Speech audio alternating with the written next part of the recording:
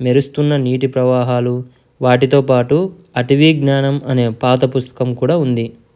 హఠాత్తుగా ఒక ప్రకాశమైన జింక ఆకార జీవి అర్జున్ ముందుకు వచ్చింది. నీవు ఇంత దూరం వచ్చావంటే నీకు ధైర్యం, జ్ఞానం చాలా ఎక్కువ. నీవు ఒక రక్షకుడివి అని తెలిపింది. ఆ తరువాత అటవీ సంరక్షకుడు వచ్చి అర్జున్కు ఒక ప్రకాశవంతమైన విత్తనాన్ని ఇచ్చాడు. ఇది నీ ఊరిలో నాటు, అది జ్ఞానవృక్షంగా పెరుగుతుంది అని చెప్పాడు. ఆ సంరక్షకుడు చూపించిన కొత్త మార్గంలో అర్జున్ మరియు చిన్ను తిరిగి సాయంత్రానికి తమ ఊరికి చేరుకున్నారు. అర్జున్ గ్రామంలోని పిల్లల్ని కూర్చోబెట్టుకొని పాఠశాల వద్ద ప్రకాశించే విత్తనాన్ని నాటాడు. అందరూ చప్పట్లు కొడుతూ ఆనందించారు. ఒక వారం తర్వాత ఆ విత్తనం ఒక ప్రకాశించే చెట్టుగా మారింది. పిల్లలు దాని నీడలో పుస్తకాలు చదువుతూ, కథలు చెబుతూ ఆనందించసాగారు. అర్జున్, చిన్ను చెట్టు కింద కూర్చొని చిరునవ్వులు చిందించారు.